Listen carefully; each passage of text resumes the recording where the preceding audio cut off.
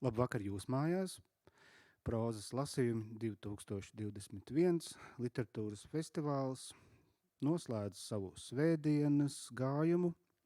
Un, ja bijāt ar mums kopā šorīt, tad mums bija prozas brokastis, varbūt bez pašām brokastīm, bet ar ideju par to, ka ir vērts arī būt pie viena galda, ja uz tā nav nekādi gardumi.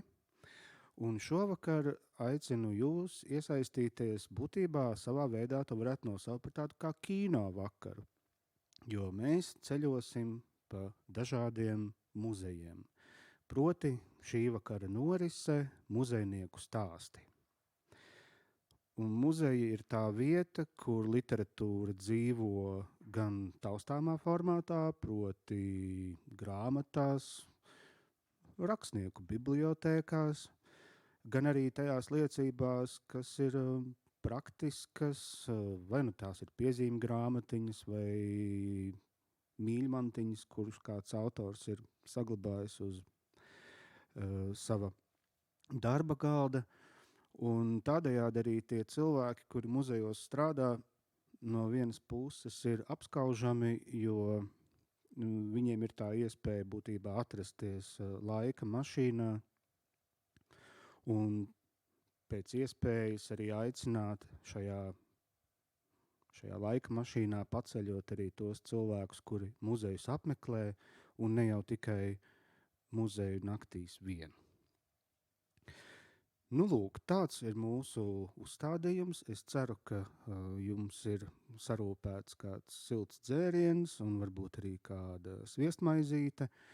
Un mūsu pirmais ceļojums būs uz Āgenskalnu, uz Ojāru vāciešu muzeju, un tur mūs jau gaida muzeja speciālists Mārtiņš Pommers, kurš nevienreiz vien ir arī šajā telpā viesojies, gan kā jaunā autora semināra dalībnieks savulaik, gan arī kā prozas lasījumu autors, un viņa vēstījums arī savā ziņā par muzejniecisku vērtību, proti par ģimenes vēsturi, par ģimenes stāstu. Dāmas un kungi, Mārtiņš Pommers un viņa stāsts Es esmu Jetviks.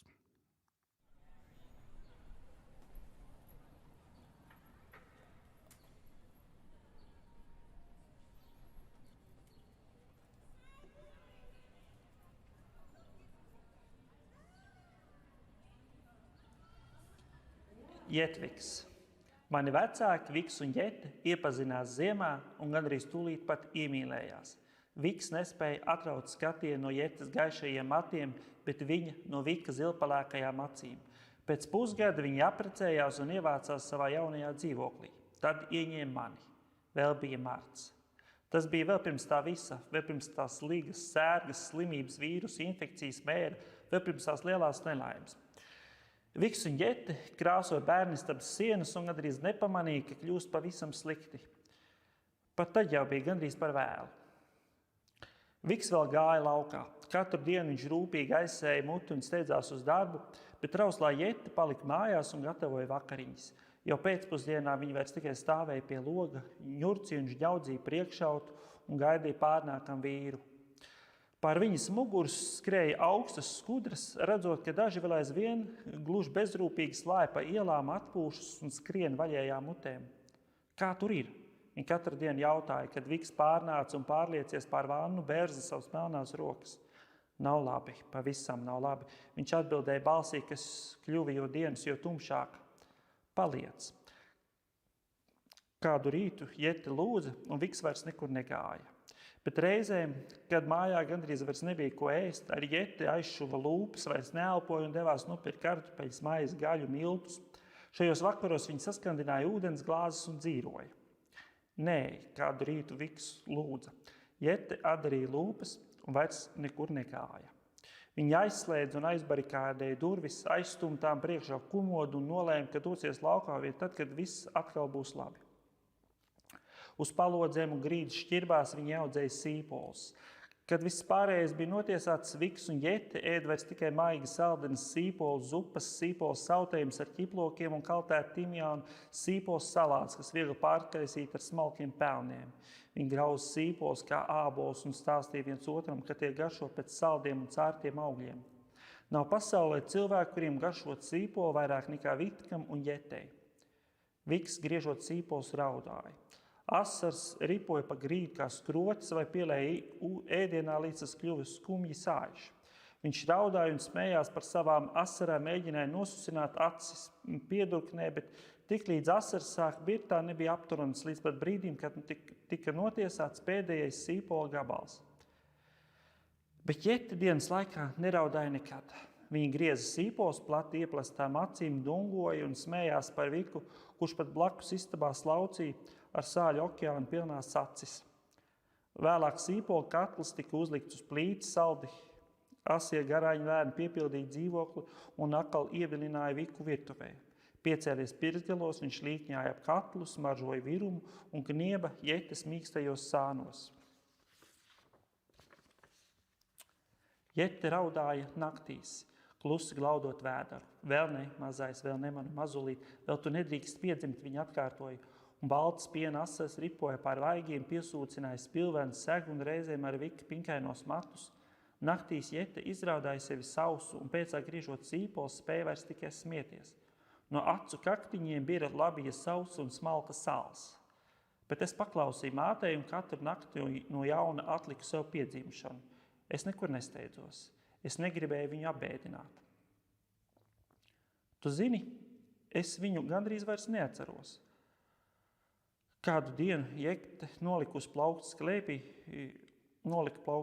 un ilgi skatījās sienā. Ko tu neatceries? Ģimeni, vecāku, savu māsu, viņas vīru un bērnus. Viņi visi gandrīz pagaisuši no atmiņas.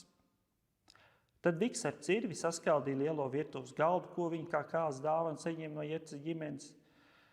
Viņš to sadalīja pagalēs, ņēma savu galvnieku nazi un sāka griezt. Viņš rūpīgi izveidoja Jetes māsu plandošā kleitā un smaidā pavērtām lūpām. Viņš izgrieza viņas sagumušo, vienmēr nedaudz neapmierināto vīru un visus viņa pelēkos bērnus. Viņš salika šīs koka figūras apkārt Jetei, un viņa vairs nepietrūka ģimenes. Vien viņa tērgāšana, šie murdoņi reizēm pārliek piepildīja ausis.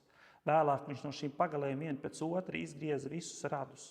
Gan dzīvos, gan mirušos, draugus un paziņus, un ar gluži nepazīstams cilvēkus, aktierus, mūziķus, rakstniekus un ķeltu dievus, kas iespiedušies atmiņās. Starp šiem koka tēliem viņi nejūtās vieni. Neko vairāk arī nevajadzēja. Ja koka māsa kļuva apnicīga, viņi vienmēr varēja nolikt kaktā, un tad atkal bija miers. Dzīvojot divatā, Viks un Jete kļuva gurdi. Viņiem atlika vairs tikai mazie prieki. Jetes dzeltenie mati viņojās kā jūra. Viņi piecēlās kājās, bet matu galas laucīja grīdu.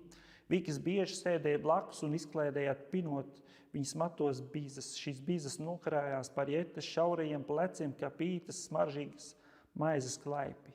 Pēc tam viņš šīs bizas atkal izārdīja, lai varētu sapīt no jauna. Bet Jete tikmēr dungoja vienu un to pašu sērīgo šūpuģiesmu, ko aizaikos viņai dziedāja māte. Viņa dziedāja un adīja zilas zeķus, kuras vēlāk izādīja un satīna dzīvi kamolā. Tad no šīs pašas dzīves adīja cindus. Viņa adīja un pāradīja vienu zilas dzīves kamolu. Tagad ēdīsim ko citu, teica Jete, sagriežot pašu pēdējo sīpolu. Viņi skatījās apkārt, meklēja ēdmaņu. Tad Viks saslaucīja skaidrs, kas palikuši pēc koka radnieku griešanas un iebēra katlā. Jete tām piejauca pēdējo sīpolu ar visām mizām. Te vakarā viņi ēda sīpolu un skaidu virumu. Labs gan, gards pēc vēlna. Viņi atkārtoja tik daudz reižu, līdz paši noticēja, ka neko labāku nav ēduši. Novāc kreklu, dažas dienas vēlāk Jete teica, un to vakar viņi ēda zupu, kas vārīta no flaneļa krekla, kas vēl pilns sveķu smaržas. Citā reizē Jete pati norāva savu priekšautiņu, viņu zupa garšoja pēc Jetes asarām un sīpoliem, kurus viņi gadiem ilgi griezus. Citā dienā viņas sakapāja un apēda savu pelargāniju, sasmalcināja gultas, palāgu, izvārīja rudzupuķu eļļas gleznu. Viņi pamazām apēda segas, mēbeles un tējas krūzes. Vakaros viņi ar karstu ūdeni pārlēja matu šķipsnu un dzēra stipru un melnu matu tēju. Nekur vairs nevajadzēja iet, un laiks starp ēdienreizēm stiepās garāks. Stundas kļuva par dienām, un dienas izauga par nedēļiem. Jete iekārtojās atlikusi galvu pret vīra plecu, kamēr viņš simtiem reižu skaļi pārlasīja savu vienīgo grāmatu, ko ļoti sen atpakaļ viņam uzdāvināja tēvs. Mazu necilu pasaku krājumu ar izbalējušām bildēm. Vienīgā grāmata, kas viņam vēl bija. Viņi atteicās to ēst. Viks un Jete skatījās, kā no griestiem lobās krāsi. Viņi nepārsāja runāt pat miegā. Vajadzēja atcerēties visus tos cilvēkus, kur koku figūras tagad bija salikts visapkārt gultai. Vēlāk viņi runāja par laiku pirms tā viss, pirms tās nelaimes. Pat nevajadzēja kustēties. Viņi klausījās viens otru balsī un sirdspūkstos, kas kļuva pavisam reti. Pavisam reti viņi atcerējās piecelties un no kāda apģērba gabala vai mēbeļu stūra uzvārīt zupu. Viņi tik ilgi vērās viens otrā, ka Jete sāka izskatīties pēc Vika un Viks pēc Jetes. Ar pirkstiem aizskarot viens otru, viņi ievilka viens otru sejā viens un tās pašas grumbas. Vairs nevajadzēja spoguli, viņi spoguļojās viens otrā. Viņi salīka, nosurmoja un čāpstināja savas bezzobu mutes. Viņi spējās par savu līdzību un brīžos, kad atmodās, atgādināja viens otram, cik abi ir skaisti. Pienāca brīdis, kad vairs nevajadzēja pat zupu. Jetei un Vikam pietika ar putekļiem, kas nosēdās uz viņu lūpām, un ar vecās krāsas druskām, kas no griestiem bira viņu pavērtajās mutēs. Reizēm miegā viņi ēda viens otru pārāk garos matus. Cik daudz laika pagājis? Jete reiz tomēr atmodās un jautāja Vikam. 100 vai 2, viņš atbildēja. Es gribu redzēt, kas notiek laukā, Jete teica. Vien pa aizaugušā loga augšu istabā iespīdēja neliela gaismas strēle. Pagāja nedēļa, līdz viņiem izdevās piecelties. Vēl 2, līdz viņi tika līdz logam. Mēnesis līdz pievilka krēslu. Tad Jete uzkāpa uz palodzes, Viks viņu turēja. Viņi tur stāvēja un blāvās acis piemīgusi ilgi skatījās ārā. Kā tur izskatās? Pēc pusgada Viks beidzot pajautāja skaisti. Vai tur kāds ir? Nē, neviena nav. Neviena paša vairs nav. Tad viņi devās atpakaļ uz gultu un cieši apsēdzās ar vienīgo neapēsto segu. Vai mums kādreiz nebija bērns? Viks pirms aizmigšanas jautāja. Nē, nebija. Kāpēc? Vairs neatmina. Jete pusmiegā atbildēja un tūlīt ieslīga miegā. Bet es to brīdi atminējos. Man neviens vairs nekušināja, neviens vairs naktīs neraudāja, nelūdza mani paciesties. Es pamodos un atminējos piedzīvot. Izkārpījos pasaulē, cik klus vien varēju, tā, lai neatmodinātu vecākus. Es stupēju starp viņiem un ļoti lēni augu. Zelēju mammas matus, grauzu segu, apēdu zirnekļus un zirnekļu tīklus, kas saust ar vecāku pirkstiem pār nekustīgajām acīm. Izēdu lielu robu gultas matricī. Vēlāk, kad iemācījos rāpot, es ēdu rakstainās tapetes, kas jau sen kā atlobījušās no dzīvokļa sienām. Vispirms es lēni sakošļāju tēvu vienīgo grāmatu, bet vēlāk mācījos runāt klausoties, kā vecāki vēl aizvien stāst viens otram bezgalīgi garas pasakas par laikiem, kad viss bija labi. Es atradu sīpolu, kas pats bija atradis gaismu un atkal augu uz palodzes. Es to ēdu un raudāju kā tēvs. Asaras džingstēdams krita uz grīdas un sagāza aizbiestos radinieku koka tēlus. Vēlāk es apēdu arī tos, ar vecām viņu pelēkajām sejām un apelējušajām sirdīm. Dzīvoklī es atradu gaišzila sadīta zeķes, cepuru un cimdus, kas derēja man kā uzlieti. Visas barikādas pie durvīm jau sen kā bija apēstas, bet pašas durvis no man pieskārni izgāzās no eņģiem. Es aizgāju tik klusu, lai nepamodinātu vecākus. Sērgas vairs nav, ar cilvēku gandrīz vairs nav. Es klīstu pa bezgalīgi plašām sīpolu pļavām, es tos graužu kā ābols un raudu un asaru šķīstu uz visām pusēm kā šķembas. Es esmu Jetviks. Devu sev vārdu par godu vecākiem Jetei un Vikam. Beigas.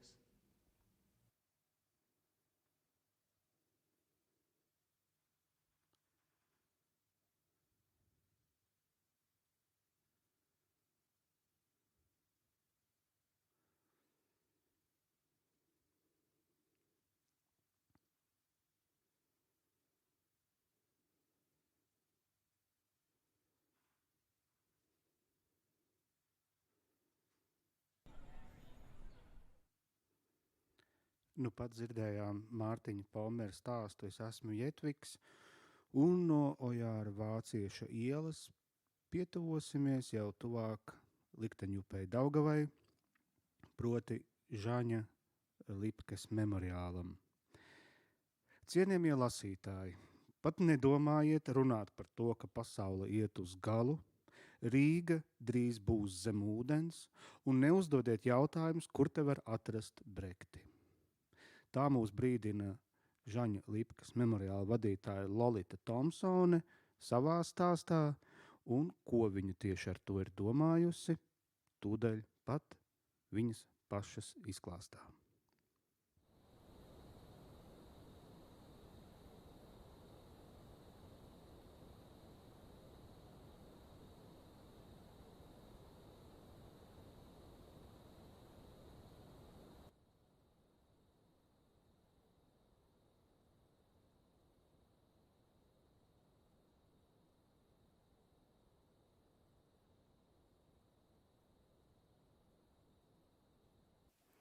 Bargā acs. Vija gāja gulēt ar vienu vienīgu skaidru domu. Es tā gribētu, lai manas asinis ir karstāks nekā kafija. Jāsavāc sevi kā grūžu kaudzi šaufelē.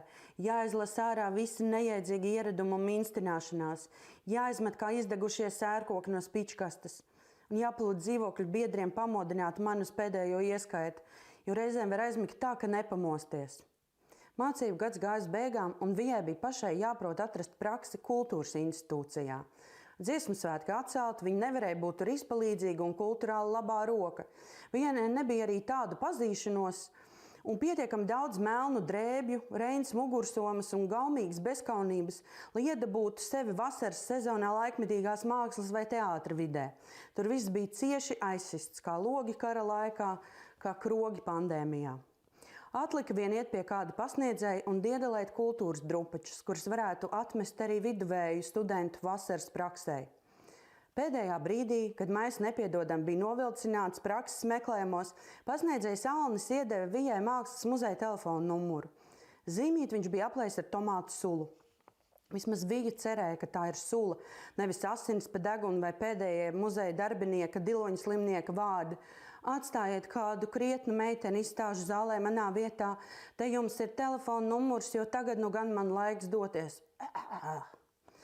Stulbi, ka ir telefona numurs, nevis ēpasta adrese. Zvanot nepazīstamiem cilvēkiem, Vija stostījās. Stulbi, ka muzejs sākas ar tā bija klupšanas skaņa. Praksa policija arī būtu slikti, jo policija arī sākās ar p, kas maisījās pa muti kā slapja pagale. Labdien, viņa teiks, un tad uzkārsies uz vārda darbs. Es meklēju darbu. Vai jums ir brīva vieta vasaras laikā, lai es varu aizvietot jūsu kolēģi? Vija izmantoja, kā vieglāk izlausties cauri sarunas sākumam, izvairoties no vārda darbinieks. Diez vai lietvedēja kadru daļā ekspozīcijas uzraudzes skaitās kolēģi. Bet ja viss ir zem viena liela un pelēka jumta, gan jau tas skaitās. Reizēm Vija pateikt vietā teica nopateikt, jo tad vārdam nebija jāuzduras uz p kā plekstēju zīlēna, kad vārds mēģina aizvēlties tālāk, bet top pietur. Pirmā darba diena pienāca pārāk strauji. Ģērbusies visur melnākā Sicīlijas atraitne, Vija uzklausīja īsas instrukcijas. Telefonā nelūrēt, mūziku neklausīties. Uz pusdienas laiku jūs uz pusstundu nomainīs kāds no mūsu darbiniekiem. Neļaujiet apmeklētājiem tuvoties ikonām un nepārstāstiet apmeklētājiem to, ko jūs pa ausu galam esat dzirdējusi no muzeja gidiem. Jums var gadīties runātīgi, bet saviesīgi apmeklētāji, tomēr saņemiet sevi rokās. Pat nedomājiet apspriest tēmas, ka pasaule iet uz galu, Rīga drīz būs zem ūdens un kur te var atrast brekti. Nevarēja saprast, vai kas no tā ir domāts nopietni. No apmeklētājiem bija mazliet bail.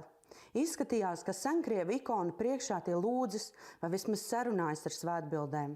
Kad zālē neviena nebija, Vija atļāvās uz īsu brīdi apsēsties. Pārējā laikā viņa kā detektīvs mina pa pēdām īpaši aizkustinātiem apmeklētājiem, jo tie mēģināja pavisam nedaudz pieskarties brīnumdarošajām ikonām. Tās sen jau bija pametušas baznīcas un klosterus, lai ar restaurētu vaigu noskatītos tukšā telpā, kurā tika uzturēts ideāls mitrums un stingri aizliegtas sveces, kas gadsimtiem ilgi tika dedzinātas to priekšā. Pusdienas laikā Vija devās uz nelielo muzejnieku virtuvi, kur ratina pārsālītas kotlešu maizes, mazliet kautrējās no pārējiem darbiniekiem un dzēra saldu tēju, no kādam citam piederošas krūzītes ar lilā ceriņiem. Skaidrības labad uz krūzes bija rakstīts Dobels ceriņi. Kādas dievmātēja acis, tādas tumšas un dziļas, bet mazliet šķielē. Sēdēs tās izskatās noguris vai izbesījies. Pie Marijas piedzimšanas ikonas jāstāv, ja grib bērnu, blakus noteica kundze lakatiņā un pabīdīja tuvāk jaunu sievieti zaļā samta žaketē. Pārsvarā izstāžu zālē bija diezgan kluss, jo baznīcas dziedājuma atskaņotājs bija saplīsis un Oļeks, kas māk to salabot, būšot tikai nākam pirmdienu. Kādas viņiem mazas kājiņas un lielas zemnieku plaukstas? Kāpēc tas Jānis Kristītājs ir tik pinkains? Kas ir apgrieztā perspektīva? Tu vari uzminēt, cik maksā tā zelta ikona, kas iekalta dārgakmeņos. Tie 40 svētie ezerā neizskatās pēc grieķiem, drīzāk pēc ebrejiem. No šitādi Jēzus man būtu bail, viņš ir pārāk dusmīgs, tas malā gan ir daudz mīlīgāks. Vija jūta, ka dienas sākumā muzejā viņa vairāk līdzinās tam gaišajam, visu piedodošajam Jēzum, kuru izstādē fotografēja visvairāk. Viņa skatiens bija kā vēsa kāposta lapa uz sakarsušas pieres. Zelta nims ap galvu izskatījās kā pienene. Dievdēls bija skaists kā aprīlis, un viņa tērps skrita elegantās tumšzilās krokās līdz pat grēcīgajai zemē. Vija mazliet bijās no milzīgās Jēzus ikonas, spas, jārai oka, pestītājs, bargā vai dusmīgā acis. Tāda acis redz tev cauri, tu niecīgais kartupeli. Sarauktās uzacis norādīja, ka ķēniņš ar jums ir neapmierināts. Ķēniņš ir vīlies, un šī konkrētā pasaule nav sanākusi. Labi vēl pasaule, bet svētbildē Jēzum nebija pat kakla. Katrs muzeja gids pie ikonas stāstīja, ka Jēzus acis sekos jums telpā, lai kur jūs arī nebūtu. Vienmēr pāris cilvēki centās to izmēģināt. Atkāpās sāņus, viltīgi atskatījās, paklupa pret tiem, kas tur klusiņām stūrī čukstēja lūkšanas. Pasaule nav sanākusi. Vijai bija diezgan daudz laika pārliecināties, ka bargā acis seko tieši viņai. Par laimi reizēm varēja paslēpties aiz kolonas un vērot, ka kāds džins kostīmā ģērbies vīrs zem deguna atkal kaut ko purpina. Izklausījās, ka mēģina kādu no svētajiem pierunāt nākt palīgā. Viņš ieradās ik pārdienas vai kad bija kas sakrājies. Reizēm viņš tuvojās Vijai un komentēja: "Jūs esat jauna studentīte, tāda neredzēta, vai ne?" Vija klusēja sekojot muzeja vadības norādījumiem, neminēja to, ka Rīga drīz aplūdīs un mēs visi būsim zem ūdens. Dienas beigās Vija pati bija jārai oka. Ar dusmīgu aci viņa sekoja līdzi kārtējam turistam, kas mēģināja kopā ar telefonu vai kameru iegāzties svētajās gleznās. Kāpēc bija jālien tik tuvu? Ko tu nejēgi fotografē? Svēto nāsis vai skropstis? Kopš kura laika kaut ko iespējams saprast, pielienot tuvāk? Vai tu cilvēku labāk iepazīsi, ja varēsi saskatīt katru viņa uzacu matu? Please, keep your distance. Please, don't touch the paintings. Uzrunāt svešs cilvēks bija mokoši, bet dusmās to izdarīt bija vēl grūtāk. Turisti iepeldēja muzejā laipni un vēlīgi, bet viņas uzdevums bija nosargāt katru mākslas darbu ar savu nelielu uzrauga ķermeni. Vija diezgan ātri saprata, ka pietiek ar nosodošu skatienu un tādu no žestu, kā mūzikas videoklipos. Muzeja vadības baušļus studenti Vija pārkāpa divreiz. Tukšā muzejā otrdienas rītā viņa izlaida zirgasti un zem gaišiem matiem paslēpa austiņas. Stunda nelegāli Nika Keiva muzeja mainīgajā ekspozīcijā. Viņu neviens nepieķēra. Vakarpusē, kad bija atlikušas pāris darba dienas, Vija pietuvojās bargajai Jēzus acī un uzņēma laiku. Jāiztur precīzi 5 minūtes, lai skatienu neaizmirstu, jo nekad vairs to neredzēs. Jēzus atgriezīsies pedantiski sakārtotajā privāta kolekcijā, viņa turpinās aizgulēties uz Kultūras akadēmijas agrajām lekcijām. Jēzum nebija pat kakla, tikai milzīgas acis, uzacis kā eļainas bezdelīgas un saraugta pieri. Nekā lieka, nevienas liekas kustības un līnijas. Turpat blakus atradās vairākas ikonas ar 3 eņģeļiem, svētā trīsvienība. Eņģeļu priekšā uz galda bija vīnkauss un burkāni. Savāds mielasts, normāls cilvēks par tādu apvainotos. Pagāja 3 minūtes. Varētu kāds svētais savāktu visus manas liekos līdzskaņus. Bargais un nežēlīgais Jēzu, es lasīju, ka Mūzes ir stostījies, bet es negribu, man ir jāpabeidz Kultūras akadēmija, mutiskais eksāmens. Lūkšana bija īsa un konkrēta, galvā katrs vārds veikli veidojās un izslīdēja kā klimpa. Tikai tad, kad glumās klimpas bija jālaiž pār lūpām, tām izauga ēkšķi, vārdi ķērās pie augstlējām. Kur te ir tolete? Taisni un pa labi, noteica Vija, un līdz pusnaktī vairs nestostījās. Pēdējā prakses nedēļā Vija norīkojas Ķīpsalu uz Žaņlipkas memoriālu. Pasniedzējs Alnis bija sarunājis 2 dienas un 1 dzejas vakaru akurāt ir mājās, bet kāda labāka studenta pieteicās pirmā un nācās vien doties uz Ķīpsalu. Muzejā bija pustumsa. Darbinieki viņu cienāja ar vafeļu torti vāverīti un solīja, ka ekspozīcijā nespokojas. Pirmajā dienā viņi tur 4 reizes apmaldījās ceļā no toaletes uz biroju, 2 reizes iznāca ārā pa nepareiziem vārtiem un nācās zvanīt, lai muzeja darbinieki viņu laiž no jauna iekšā. Viens no apmeklētājiem Vijai negaidīti pajautāja, no kā pārtika bunkurā paslēptie ebreji, vai cūgaļu arī ēda? Vija tik ļoti baidījās no gadskaitļiem, vai ja nu kāds pēkšņi pajautātu, cik ebreji dzīvo Latvijā. Labi, tur ebreji, Vija nezināja, cik Latvijā dzīvo latviešu un kāda ir vidējā alga. Es vēl nezinu, viņa pārāk nestāstīja, bet es pajautāšu muzeja darbiniekiem. Lipkas memoriāla ēka bija kā bunkurs bez logiem, kurā nav ne dienas, ne nakts. Pašā apakšā no akas runāja Johana, Žaņa sieva, un viņa skatījās tādām acīm, it kā pirms tam būtu vismaz gadu nostrādājis svētbilžu zālē un ilgi raudzījusies dusmīgās dieva acīs. Mēs tā domājām. Tie arī ir cilvēki, ka viņi mirst veselām kaudzēm. Ko es redzēju pati ar savām acīm? Johana stāsts gāja uz riņķi. Mēs tā domājām ar Žani, tie arī ir cilvēki. Ja tie cilvēki izdzīvos, tad mēs arī izdzīvosim. Jūs sapratāt to? Mēs tā domājām. Ko lai dara? Mēs nevarējām noskatīties tur, kad tie bērni kliedza maizi, maizi. Kontrabandisti poļu sieva ar Jēzus sirdi kaklā. Pāris mēnešus pirms nāves atceras, kā abi ir Žani glābuši ebrejus. Vienu no viņiem sauca Ganef, tas esot zaglis. Viena cilvēka, kas glāba citus cilvēkus, un nevarēja noskatīties. Visi varēja noskatīties, šie 2 nevarēja. Ko jūs domājat, tas ir joki? Tas nav joki, ka cilvēki ir badā, kad viņiem nav ko ēst, saka ļoti veca Johana.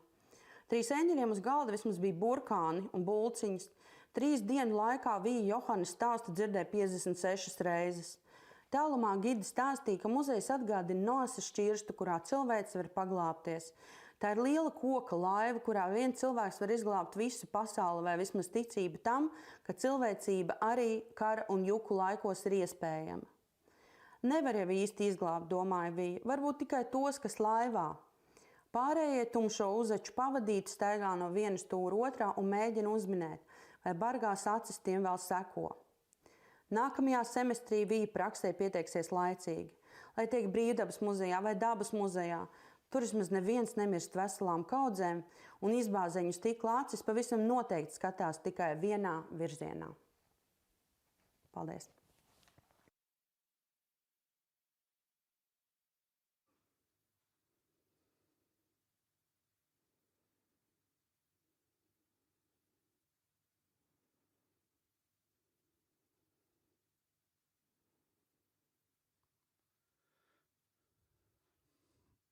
Nu, pat dzirdējām Lolitas Tomsonas stāstu.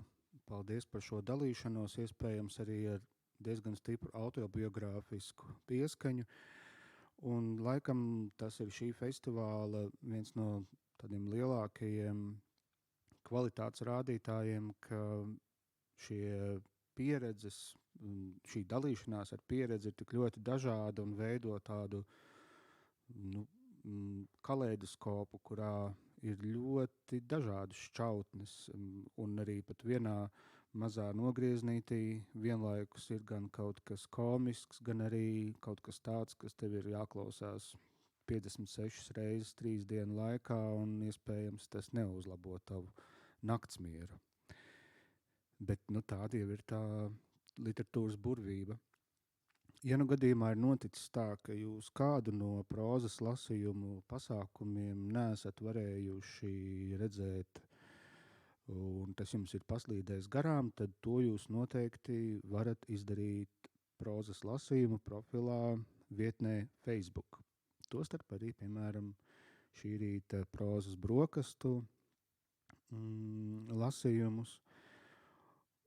Taču tagad ceļosim atpakaļ plus mīnus, jā, būtībā uz to pašu Ojāru Vāciešu ielu, atpakaļ uz Arkādiju un uz Jāņa Akurātera muzeju, kur mūs gaida Aivars Eipurs, un viņa pieredze muzejnieka gaitās ir saistāma ne tikai ar šo vietu vien, kuru vēl to uzzināsim viņa ievadā, un arī paklausīsimies Aivara sagatavotās muzeja minimas.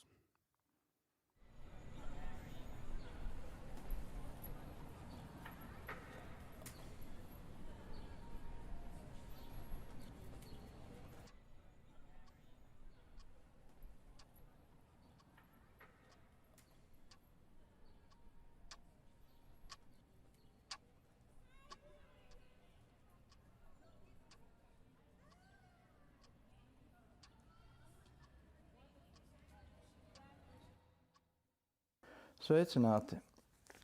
Es esmu Aivars Eipurs, un es lasīšu muzeja minimas, jo pašlaik es strādāju Jāņa Akurātera muzejā, bet esmu strādājis arī agrāk Annas Brigadieres muzejā Tērvetes Sprīdīšos, un, protams, esmu apmeklējis daudzus muzejus gan Latvijā, gan pasaulē, gan literatūras, gan mākslas, gan citus.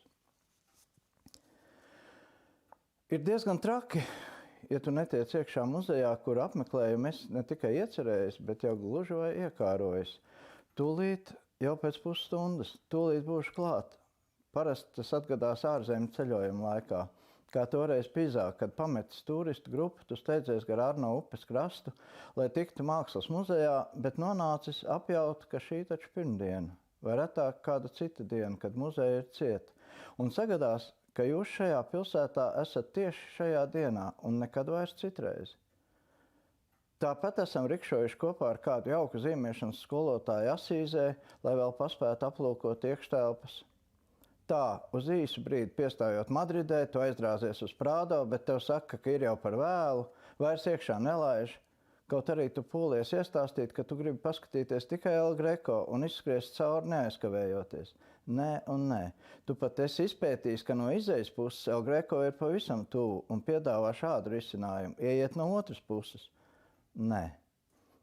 Nu lūk, un tepat pandēmijas laikā, kad kļūst skaidrs, ka trešdiena ir pēdējā diena pirms mājasēdes, kad viss būs ciet, pēdējie apmeklētāji šaudījās par Rīgas centru un Pārdaugavas literatūras muzejiem, lai todien vēl paspētu vairākos muzejos aplūkot survival kit objektus. Tā pēdējā brīdī ielaida muzejā kādu mākslas skolas skolotāju. Tad vēl bija viena meitene, ar kuru laikam drusku pāršauja pār strīpu. Viņa atnāca uz Akurātera muzeju saulaicīgi, 15 minūtes pār 4, un teica, ka gribot apskatīt mūsu un arī Ojāru Vāciešu muzeju. Zinot, ka Vāciešu muzejam ir par stundu atšķirīgs darba laiks un ka darbinieki jau sāks vīkšīties prom saulaicīgi, ieteicu sākt ar to un tad nākt atpakaļ pie mums. Taču viņa jau bija uzvilkusi bahilus un teica, ka vispirms apskatīsies Akurātera muzeju. Es sāku viņu pārliecināt un uzstāt, pats nepamanot, cik tas no manas puses neiedzīgi, taču tikai gribēju, lai viņai lielāks iegūms. Viņa novilka bahilus un aizgāja, taču uz Akurātera muzeju vairs neatgriezās.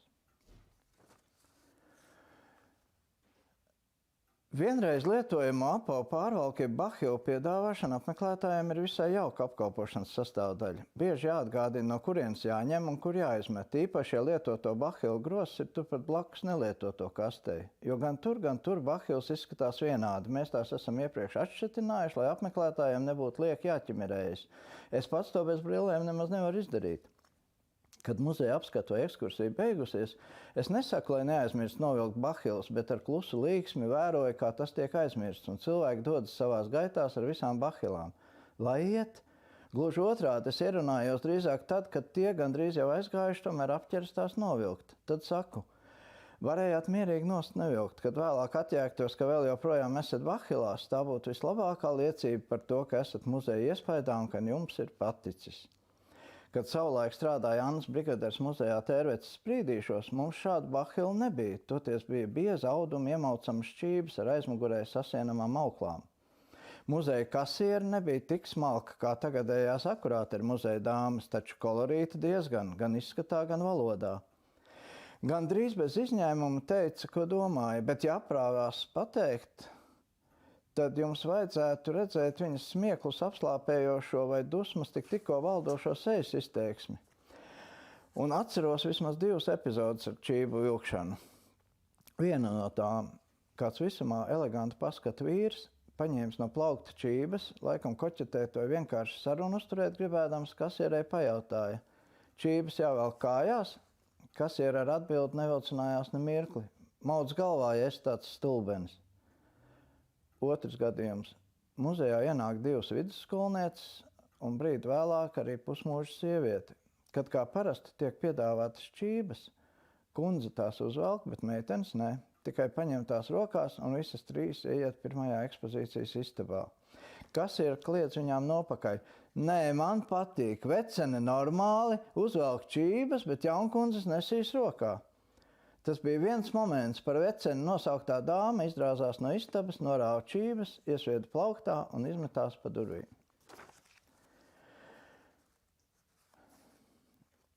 Gan jau daudziem no jums ir sapņi, kuros ir kāds viens vēstījums, kurš laik pa laikam mēdz atkārtoties, taču notikumi, kuros tas ielikts un darbojošās personas ir katru reizi vai visbiežāk citas. Tas var būt saistīts ar kādu neatrisinātu vai atjaunojušamies nomoda dzīves problēmu. Ja tā tiek atrisināta, līdzīgi sapņi mēdz pazust, kādreiz uz neatgriešanos. Tā pēdējā laikā man nav bijuši sapņi par lidošanu, kur man pašam ļoti patīk. Pazuduši ir arī sapņi par to, ka esmu jau pieaudzis, bet joprojām nevaru pabeigt vidusskolu. Skolotāji man meklē pa visu pilsētu. Reiz man tā atrod fiskultūras skolotājs, kad esmu atbraucis ar velosipēdu uz veikalu pēc vīna. Viņš man aicina atpakaļ uz skolu. Ja neko citu darīt, tad vismaz, lai atnākot patrenēties augstslēgšanā. Ļoti bieži man ir sapņi par to, ka es nevaru kaut ko atrast. Vai nu māju, vai viesnīcu, vai ceļojumu koferi, vai arī dzejoļus uzstāšanās reizēs. Lai gan publika ir pārgaidījusies un beigās tā arī nesagaidījusi manu lasījumu, atmet ar roku un izklīst, lai gan šis lasījums man ir bijis ļoti svarīgs. Vēl viens sapnis, kurš atkārtojas, ir par muzeju. Proti, kamēr ilgi jau tajā neesmu bijis, varbūt pat tur nestrādāju jau daudzus gadus, esmu pēkšņi tur nonācis un man jāvada ekskursija. Un tad, ieejot kādā telpā, tā ir pārvērtusies līdz nepazīšanai, un es neprotu par to pastāstīt. Kad akurāti ar muzejā jautāja kolēģei par kaut ko par kādu citu tās bijušo kolēģi, viņa atbild, ka negribot nodarboties ar aprunāšanu. Vēlāk, kad saruna aizvirzās uz akurāti ar radiniekiem, tad gan dabūja dzirdēt visādas interesantas lietas. Kad cilvēks ilgi strādā muzejā, viņš agri vai vēlu vairāk vai mazāk organiski sajūt tā laika vidi un atmosfēru. Ja ne sabiedrībā, tad varbūt attiecīgās personības tuvumā noteikti. Un tad man neviļas pasprūk jautājums, vai tā nav aprunāšana? Nē, tā esot izpēte.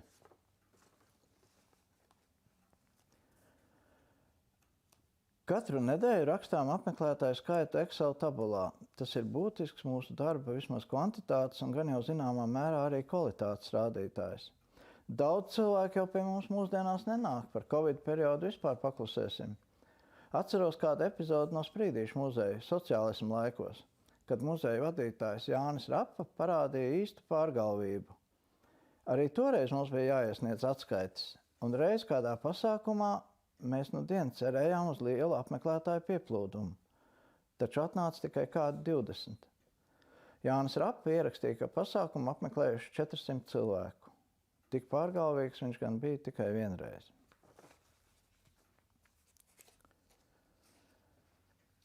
Ja akurāti ar muzejā uz pasākumu ierodas par daudz iedzēris cilvēks, mēs viņu prom nedzenām, bet vismaz ar vārdu apmīļojam, paēdinām, padzirdinām un viens otram samierinoši atkārtojam. Viņš ir nosalis. Reiz, kad vēl nedzīvoja Jelgavā, man bija dots uzdevums pa ceļam no Rīgas uz Tērveti iegriezties Jelgavas kultūras namā un ar Adolfu Alunānu tautas teātra galveno režisoru Luciņa Fēdovu vienoties, ka vai no Annas dienā vai brigaderes dzimšanas dienu teātris viesosies Tērvetē un tuberkulozes sanatorijas zālē izrādīs brigaderes lugu Ilga. Vienoties man izdevās, un es no priekiem Jelgavā vēl iegriezos kafejnīcā Jurate. Nākamajā dienā pamodos Jelgavas milicijas atskruptuvē. Pamanīju, ka man kājās ir trusiki ar numuru 24, kas laikam norādīja, ka diennaktī visas stundas jāaizvada cienīgi. Savas drēbes atgūvu, bet naudas gan man vairs nebija. Un tā kā Jelgavā man tolaik nebija no kā aizņemties, devos uz Tērvetu kājām. Sācis iet no rīta, nonācu tur pēcpusdienā un jau pie Sprīdīšu muzeja iebāzes roku kabatā sataustīju metāla rubli.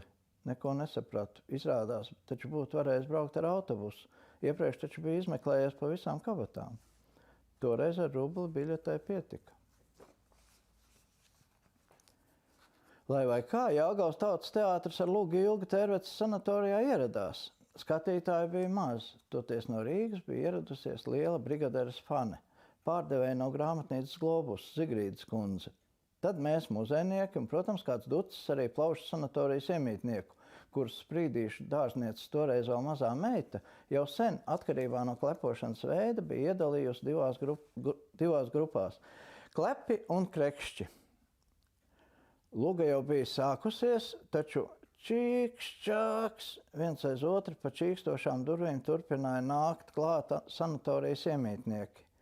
Pirmās rindas gan bija tukšas, tajās bija tikai Zigrīdas kundze un kāds vecāks vīriņš, pēc skaņām spriežot krekšķis, nevis kleps, kurām galvā bija pelēka adīta cepurīte bez bumbuļa. Izrādi pavadīja regulāru krekšķināšanu un klepošanu, taču tā kā Luga ir saistoša, jo katrā cēlienā galvenajai varonei Ilgai ir cerēšanās ar kādu citu vīrieti, tad izturēt to varēja tīri labi. Tad Lugas vidusdaļā, kad Ilga, ja pareizi atceros, ienāk istabā, kur sēž kārtējs vīrietis. Uz to momentā no zāles rēģēja grāmatnīcas Globus pārdevēja pietiekami skaļā balsī. Kad ienāk dāma, vai tad vīrietim nav jāpieceļas? Viņš tomēr nepiecēlās, varbūt tikai vēlāk. Lugas darbība ritēja tālāk, un kādu no Lugas personām, Ilga vai varbūt vīrietis, lāgā neatceros, uzlika vārīties tēju. Sarunas skatuves turpinājās labu laiku, līdz iestājās mulsinošs klusums. Jo pēkšņi skaļā balsī, berzēdams plaukstas no zāles, ierunājās vecais vīriņš. Nu jau tam čajiņam vajadzētu būt gatavam. Krekšķis bija jūtami apmierināts par to, ka sekojas tam, kas notiek. Un vēl divas.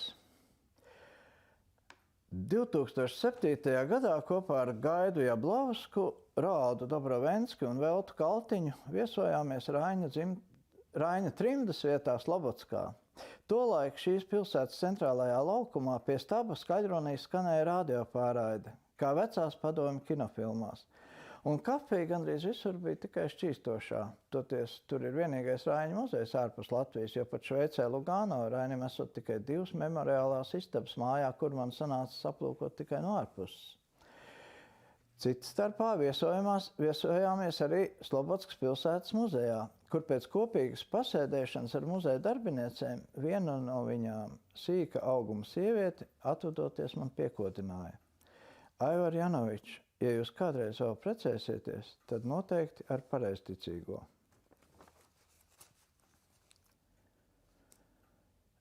Pētnieki ir aizrautīgi ļaudis, pat ja tie nestrādā muzejā. Reiz Sprīdīšos bija ieradies jelgavnieks Bruno Cāzers, iztīdzējis gaiši ruds vīrietis, kurš pamatskolā pabijis ekskursijā Ļeņingradas observatorijā, bija ķerts uz astronomiju. Taču viņš bija arī kaislīgs novadpētnieks. Viņš ienāca muzejā, apsēdās garderobē uz soli un sāka aumaļām gāzt ārā vārdus un teikumus, pa vidu vēl rādīdams bildes un lasīdams dzejoļus. Kasieri jau sāk smieties pilnā kaklā. Mēs ar Jāni Rapu tikko valdījāmies, bet viņš mūsu reakciju neievērādams tikai runāja un runāja. Es esmu runīgs. Rapa bija vismaz 2 reizes runīgāks par mani, bet mūsu un viņa runīgums bija sīkums pret Bruno vārdu plūdiem. Norunājis stundu no vietas, viņš pēkšņi Rapam pajautāja, vai jūs esat Valdemārs Ancītis? Nē, atbildēja muzeja vadītājs, es esmu Jānis Rapa. Tas nekas, atrauc Bruno Cāzers un turpināja tādā pašā garā, līdz ārā satumsa. Paldies!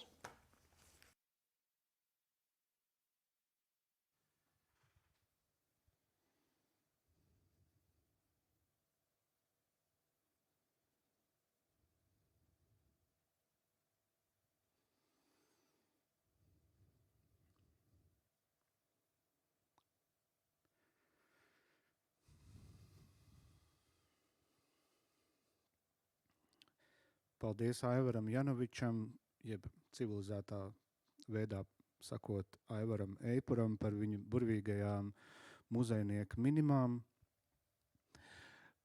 Domājot par muzejiem, viņiem ir darba laiki, kā mēs dzirdējām arī Aivara stāstījumā, ir jāievēro dažādi, tādi jāvelk bahilas, vai arī telpās var atrasties tāds un tāds skaits cilvēkiem, bet ir arī vietas, kas savā veidā arī pilda muzeju funkcijas, taču tām nav darba laiku, un šādas vietas dēvē par kapsētām. Bet arī tās mēdz savus vārdus aizdarīt, un kas ir arī normāli un pareizi.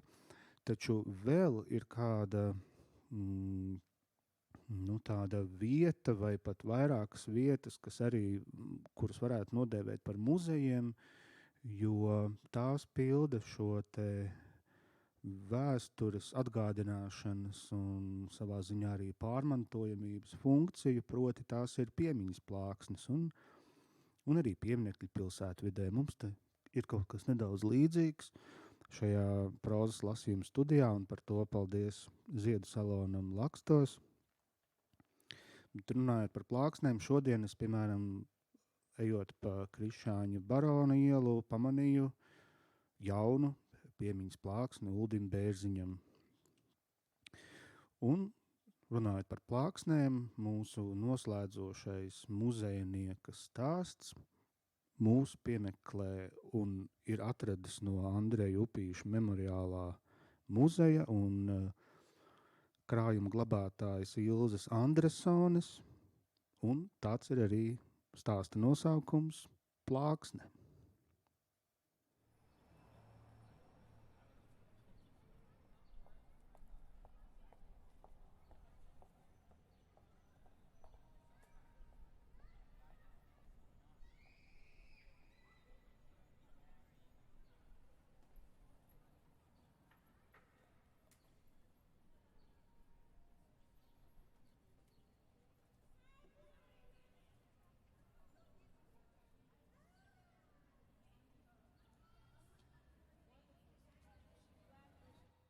Plāksne. Šo stāstu man izstāstīja kāda lauku bibliotekāre, kuru satiku seminārā par inovatīvajām praksēm kultūras mantojuma institūcijās. Viņai to savukārt bija pastāstījis viens padzīvojis dziednieks. Pavisam īsts certificēts dziednieks un rīksnieks kādu mums netrūkst. Svērējis, ka pats visos tajos notikumos piedalījies. Notikumi risinājās pavisam nesen, tikai dažus gadus pirms Covid pandēmijas, Daugavas krastos nelielā miestā starp Latgali un Vidzemi.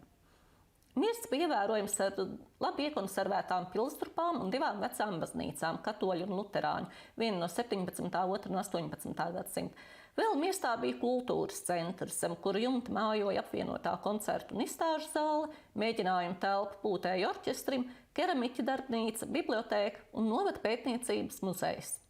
Pēdējo pārējie centri iemītnieki nedaudz apskaudi, jo muzejs bija izplaties pa abiem ēkas stāviem. Tam bija pamata ekspozīcija Daugaviņa māmuliņa apakšstāvā, 3 darba telpas, direktora kabinets, krātuve un darbinieku telpa, un vēl vietējā klasiķa dzejnieka Mārtiņa Ošulejas piemiņas kabinets augšstāvā.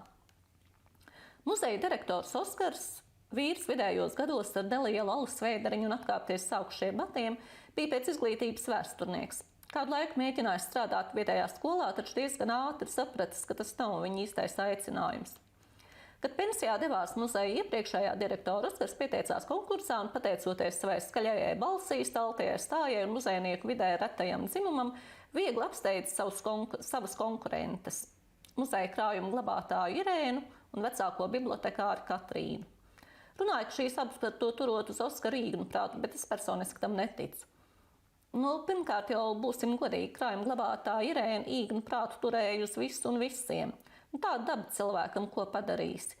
Citādi gan viņa bija tīrais zelta gabals. Visi dokumenti vienmēr vietā, deponējuma akti allažu laikā parakstīti, krājuma esības pārbaudas veiktas ar uzveju, jebkuru vissīkāko nieciņu, piemēram, vietējā kinoteātra biļete no 1978. gada vai Mārtiņa Ošulejas apšvīkātu restorānu salveti. Viņa katram jautātājam varēja uzrādīt nakts vidū pamodināt. Varbūt pat pamosties nevajadzētu. Tāpat basām kājām acīm ciet naktsreklas stērpelēs spīdamās aizklunkurētu pāri ielai uz kultūras centru, ievadītu muzeja krātuves signalizācijas kodu un nekļūdīgi aizkursētu līdz īstajam plauktam un reku šeku vei. Ošlais nodriskātā salvete jau ir jūsu rīcībā ar visu krājumu skaitas numuru. Strādīgi kā zirgs, par viņu teica visi miesta kultūras darbinieki. Un arī izskatās pēc ķēves, piebilda mazāk labvēlīgie. Īstenībā ne ķēve nekā. Pagara auguma mazliet uzkumpusi sieviete pirms pensijas gados sirmi brūnraiba copi, pakausīja garanu sarkanu seju un asi iegriezušos rievu virsdegunē. Klepus kā hroniskam pīpmanim, bet tas no putekļainā krājuma darba. Katrīna toties, ko Katrīna par kādu domāja, to neviens nevarēja skaidri zināt. Ārēji piemīlīgi, vienmēr smaidīgi 40-gadniece, divreiz šķīrusies, trešoreiz laimīgi precējusies ar pūtēju orķestra diriģentu, bez bērniem, bet ar savu mašīnu. Kuplā krūteža iestīvēta zīda blūzītē vienmērīgi līgojās elegantu augstupēžu kurpīšu ritmā, kliku, klaku, ciku, caku, brūnās sprodziņas ar matu laku sapūstas tikpat ritmiski vibrēja ap viņas galvu. Vīriešiem viņai patika, bet sievietes tankoja šī mākot burties un pesteļot un vispār no viņas nākot sliktas enerģijas. Jāpiezīmē, ka par buršanos un visu veidu enerģijām mazajām iestā zināja daudz.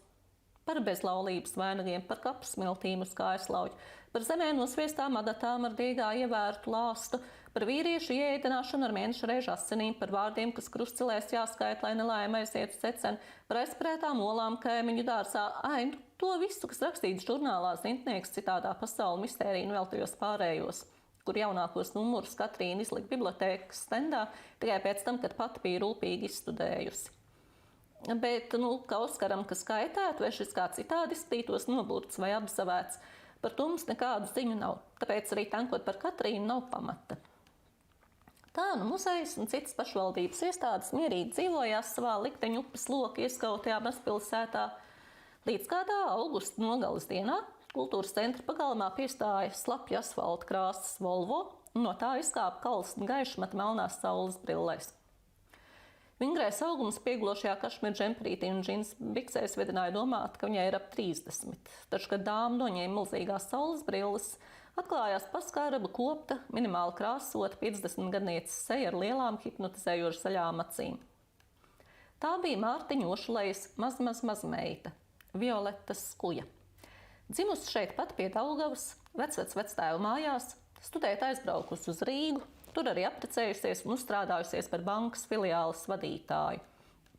Dzimtas māju renovējusi un izīrējusi. Miestā parādījās vidēji reizi gadā. Pēc maz brītiņa dzerot kafiju Oskara kabinetā un atbildot viņu jautājošo skatienu, Violeta nolika tasīti un teica: Mēs esam nolēmuši uzlikt dzejniekam Ošulējam gaumīgu kapa pieminekli. Jūs gribat nomainīt jau esošo kapakmeni? Gribam gan, Violeta zaļās acis samiedzās kā keķenei. Šobrīd, kā jums labi zināms, uz viņa kapa ir melna granīta plāksne ar iekaltu piecstaru zvaigzni un uzrakstu dižajam LPSR tautas dzejniekam. Jā, un arī dzejas rindas iekaltas. Protams, Violetas balsī ieskanējās ierūsējuši metāla toņi. Zem sarkanā karoga ceļš mans ir vies, puķu smaržā neesmu aizmaldījies. Jūs gribat teikt, ka šīs 50. gadu rīmes ir tās, kam mūžības priekšā jāpārstāv mana vectēva literārais mantojums? It kā viņam nebūtu patiesi vērtīgas sejas, kas tapus 20. un 30. gados. It kā viņš nebūtu krājumu, uguns puķa un ziemeļu vasara autors. Heinas un Severjāņina atzījotājs. Kāpēc jūs taisāt no viņa kaut kādu pustraku komunistu? Mēs, Oskars apjuts paksī pakaus, afišēts gan tas īpaši netiek, bet fakti liek domāt, ka jūsu vectēvs bija diezgan pārliecināts marksists jau kopš 1905. gada, un tieši tāpēc padomju varu 40. gadā viņam ļāva saglabāt dzimtas īpašumu.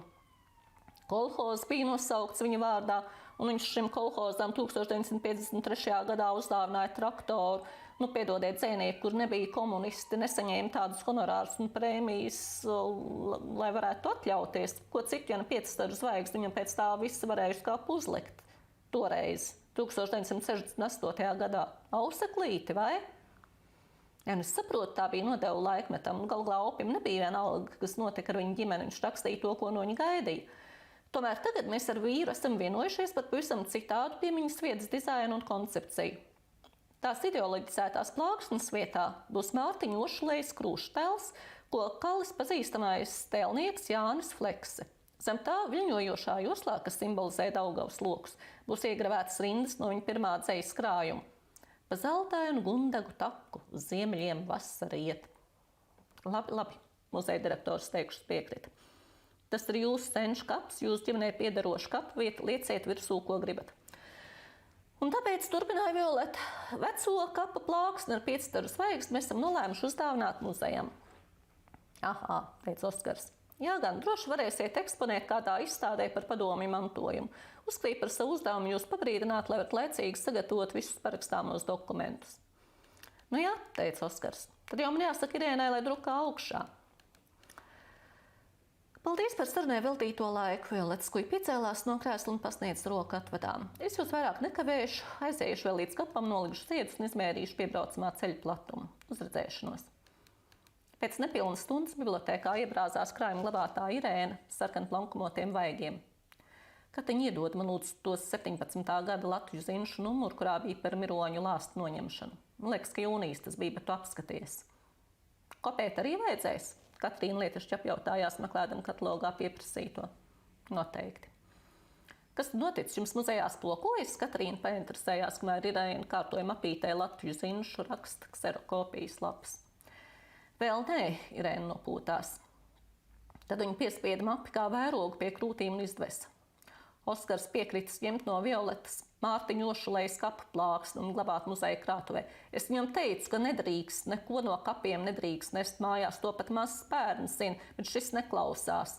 Man vecā māte bērnībā neļāva zemē nokritušu kastanu vai ozola zīli kapsētā pacelt un kabatā ielikt, bet te pieaudzis, izglītots vīrietis gatavs ņemt akmeni, kurš pusgadsimtu stāvējis taisnu kapam virsū. Es kliedzu, ka tad mironi arī lai ņem līdzi, tikai tad citu krājumu glabātāju vajadzēs, jo es negribu skatīties, ar ko tas viss beigsies. Šis man pretī citos muzejos pēc skeletu un mūmijas glabājoties nekāds mērs tos muzejniekus neņemot. Daudz viņu zina, kas tajos muzejos notiek, cik ilgi tur cilvēki noturas, ar ko viņi slimo, no kā viņi aiziet. Ne viņš tiem prasīs, ne arī viņi būtu kādi stāstītāji. Fuj, ar kapiem jau jokoties nevajag, Katrīna saviebsies noteica. Es domāju, ka mums jāpasauc mācītājs, lai apsvētītu to plāksni, tad tomēr būs kaut kā drošāk. Domāju, ka mācītājs nāks. Ošulēja taču bija komunists, ateists. Rakstīja izsmējīgas dzejas. Atceries to svētuļa kancelēs kliedz kā gaeļu uz mēslu čupām. To viņš vēl jaunībā, tūlīt pēc 5. gada. Bet vēlāk Staļina laikos pavisam nešpetns bija palicis. Katru nedēļu rakstīja avīzē pa slejai par cīņu pret reliģiskajiem aizspriedumiem. Nu, ja mācītājs nenāks, tad pasauksim dziednieku, Katrīna mierinoši teica. Tepat kaimiņu pagastā Zemīšu Pēters visādus vārdus zina, auras redz, ar rīkstēm ūdeni meklē, un to akmeni tu vispirms ar kadiķi nokvēpini, tad ar sals ūdeni nomazgā un tēvreiz noskait. Domāju, ka nekam sliktam nevajadzētu notikt. Augusts pagāja, pienāca septembris, sīļi čabinādamies ņēmās aplasot liederogas, un Violeta Skuja savu slavenā vectēvu kapam mazpilsētas kapos uzslēja paša Jāņa Fleksa skaltu pieminekli. Vecā granīta plāksne ar 5 staru zvaigzni kravas taksometrā tika aizvest līdz kultūras centra pagalmam. Violeta un Oskars parakstīja dāvinājumu līgumu, pēc tam 4 puiši no pūtēja orķestra stenēdam aizstiep plāksni līdz krātuvei un atslēja Irēnas norādītajā kaktā. Viņa kapakmeni rūpīgi nobērza ar sals, ūdeni un sodu, noskaitīja tēvreizi, tad pieslēdz durvis, atvienoja dūmu detektoru, izvelka no somiņas Dievu baznīcas svecīti un pudelīti svētītā ūdens.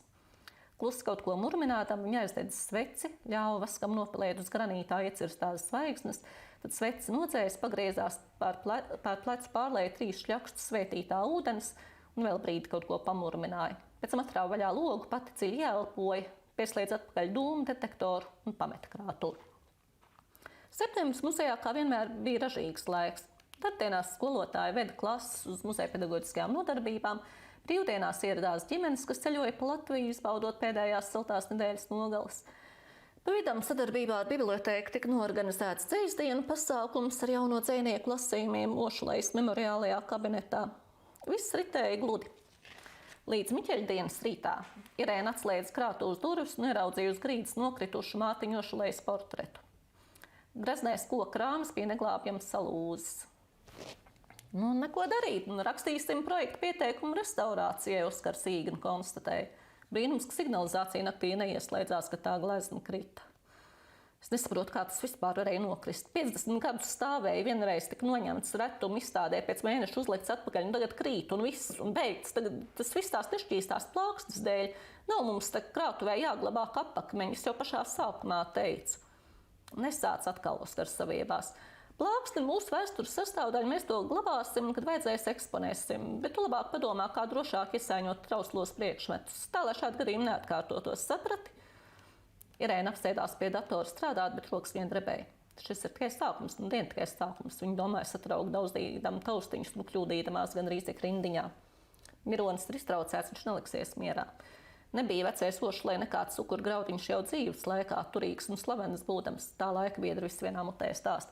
Un tagad, kad viņa ceļoļus ņem no skolu hrestomātijām ārā lācīgāks, nebūs palicis, tas ir skaidrs. Oktobris atnāca ar lietainām, dubļainām dienām, kam sekoja augsts saltēns svaigums. Čaukstēja nobirušās lapas, kraukstēja leduskārtiņu speļķiem. Nakts salnās nomelnēja dālijas, rūkteni uzsmaržoja mārtiņu rozes, ko miestas sievas nes uz kapiem, sakopdams tos pirms svecīšu vakaru. Rīt un vakar palēkajos miglas vālos dažu brīdi bija nojaušama veļu silueti, sapņu un nojausmu pasauli sūcās aizvien dziļāk šīs zemes ikdienā. Kādu vakaru, grasoties beigt darbu, Irēna pierakstīja temperatūras un mitrumu mērījumus un pēkšņi sastinga. Gan termometrs, gan higrometrs rādīja vienus un tos pašus skaitļus – 66,6. Drabošām rokām pārmet krustu ierīču virzienā, uzlika signalizāciju, aizslēdz krātu un ierakstīja tehnisku uzdevumu žurnālā, ka muzejam nepieciešams jauns AA bateriju komplekts. Tonakt viņa gulēja nemierīgi. Sapnī viņa redzēja Katrīnai līdzīgu sievieti, tikai daudz jaunāku, ķērptu garā melnā kleitā pēc 20. gadsimta sākuma modas un sarkanu šalli ap kaklu. Meiču met Irēnai saujas dzelteni sarkanu puķu un kliedz, ka nodedzināšot visu to mietpilsoņu padarīšanu, cirt kāju pie zemes un pieprasīja, lai viņu atvedot mājās. Irēna pamodās ar skaļu bumsnijošu sirdi, aizgāja uz virtuvi, iedzēra baldriānus, un brīdi domīgi pasēdējis gultas malas, mēģināja atkal laisties trauksmainajā saraustītajā miegā. Vēl pēc nedēļas krātuves tekstīlī nišā nolūza vadis, uz kuru glabājās 19. un 20. gadsimta mīsas sieviešu kleitas. Irēna uzmanīgi cēla augšā linu pārklājos kā līķautos iesaktos tērpus. Vienam no tiem bija izbrauksies melna stērbeli. Viņa atkal acu priekšā novīdēja sapnī redzētā kliedzošā meiča ar sarkano šalli un dzeltenajām puķēm. Man liekas, ka krātuvē sen nav bijis pamatīgas tehniskā stāvokļa revīzijas, Īgna teica Oskars. Irēnas gaida līdz 15. novembrim tavu ziņojumu par situācijas izvērtējumu, ja nepieciešams pieaicina tehniskos speciālistus. Irēna klusēja, Īgna iecirt uz zodu krūtīs. Viņai bija savs problēmas risinājums. Oktobra pēdējā ceturtdienā īsi pirms pusnakts kultūras centrā pa sēdes durvīm ieslīdēja 3 cilvēki, ģērbušies gadlaikam atbilstīgās ziemas jakās ar kapucēm. Viņu seju apakšdaļas sedz šalles. Viena no figūrām, spriežot pēc gaitas, bija ļoti sievišķīga sieviete, otrs, visplecīgākais stāvs noteikti piederēja vīrietim, bet trešā varēja būt tikai krājuma glabātāja Irēna. Pēc īsa brīža muzeja krātuvē iedegās 3 maz kabatas lukterīši. To staras slīdēja pa grīdu, līdz aizķērās pie melnās granīta plāksnes. Te ir vairāku nelaiķu enerģijas, teica vīrietis, ar rokām veicinādamies gar plāksni. Es pat stiprāk jūtu sievišķo nekā vīrišķo. Vai Ošulējam bija kāda nelaimīga mīlestība? To neviens nezina, Irēna nogrozīja galvu. Nekādas vēstules vai dienas grāmatu ieraksti par to neliecina, un vismaz no tā, kas muzejā saglabājies. Viņam gan arī sieva bija tāds puķis, ka šis neko apkārt neiedrīkstējās skatīties. 50. gados pēc sievas nāves Mārtiņš rakstīja, ka viņa vienīgā mīla bijusi revolūcija, bet kā bija īstenībā, kurš to vairs pateiks. Kad mums bibliotēkā bija izstāde par 5. gada avīzēm, teica Katrīna, viena sirma kundzīte kaut ko runāja par savas vecmāmiņas māsu Lūciju, kur esot kopā ar Ošulēju revolūciju taisījusi. Jā, Irēna pārtvēra. Kalniņu Lūcija, kuru dragūni izģēruši līdz pusē un situši ar pipkām, bet viņa stāvējusi un astīm šķīstot smejusies tiem acīs. Pēc tam viņu nākuši arestēt, bet viņa aizbēgusi. Runā, ka aizbraukusi uz Eiropu līdz Jānim Žāklim un visai tai anarchistu bandai. Es gan nesaprotu, ko viņi grib no Ošulejas. Pēter, tā noteikti tā Lūcija, kas tas plokojas. Katrīnas balss iedarbējās. Dari lūdzu kaut ko, lai viņi iet prom. Muzeja krātuve tepat blakus bibliotēkai. Es negribu nolādētā vietā strādāt.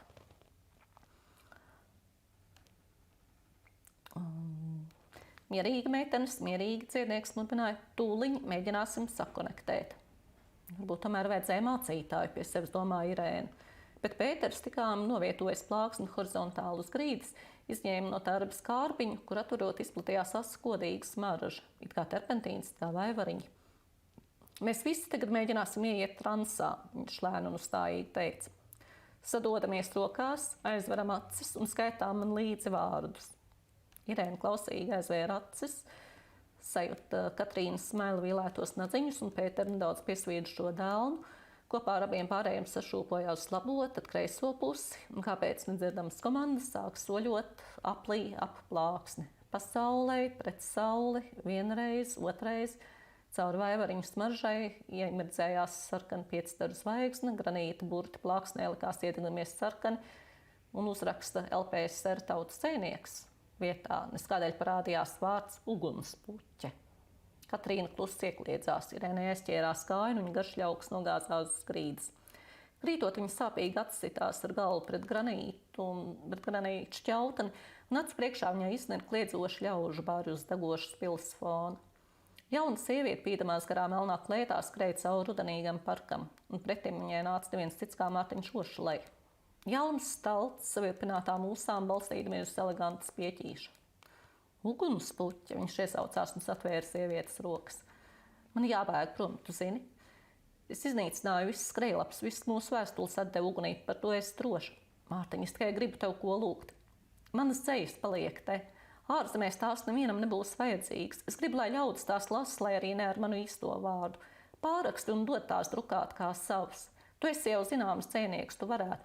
Apžēlojies, Lūcija, tā tad būtu zakšana, plaģieris vai kā to sauc. Mārtiņ, ja kaut kas mainīsies, ja es atgriezīšos, mēs atklāsim patiesību, bet tagad ņem apsvērt, ka tu to izdarīsi manas dēļ.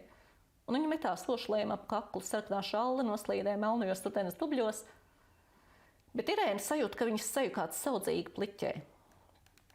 Es redzēju ugunspuķi, viņa teica, dzerdam Katrīnas pasniegtu ūdens glāzi. Es sasities stipri, mēs tā nobijāmies. Es jau gribēju saukt ātros, bet Pēters neļauj, kamēr viņš pats nav prom. Āk, jā, Pēters teica, ka tie miroņi vairs te nerādīsies. Es domāju, ka par 70 eiro ļoti labi padarīts darbs. Ja nu vēl kādas plūkošanās, viņš atnāks uz atkārtoto rituālu bez maksas. Dažas nedēļas vēlāk Irēna iegulās slimnīcā nepārējošu galvas sāpju dēļ. Magnētiskajā rezonansē viņai atklāja progresējošu asins izplūdumu smadzenēs. No darba muzejā viņa aizgāja, tagad saņem invaliditātes pensiju. Visiem stāsta, ka slavenā dzejas krājuma ugunspuķa autors mums nesot Mārtiņš Ošulei, bet gan anarhiste Lūcija Kalniņa. Bet kāpēc gan, lai mēs viņai ticētu?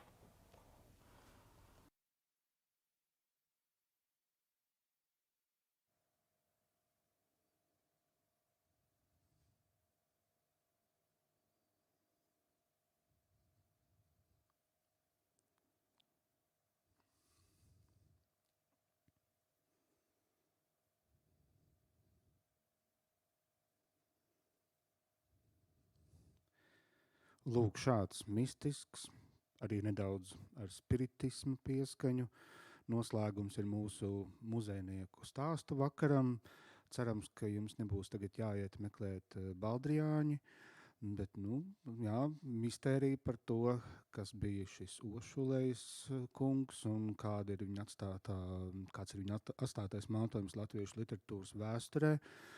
Cerēsim, ka Ilze Andresone turpinās šo uzsākto virzību un varbūt redzēsim vēl kādus interesantus piemērus prozā. Un paldies arī katram no šī vakara dalībniekiem. Mēs dzirdējām Mārtiņu Pomeru, Lolitu Tomsoni un arī Aivaru Eipuru ar viņu minimām. Nākamajā nedēļā aicinu pievērsties raidījumam Kultūras rondā, kur dzirdēsiet katru dienu par kādam latviešu autoram. Raidījuma sākums 11:05, bet, protams, to varat klausīties arī LSM lapā un arī raidierakstu platformās.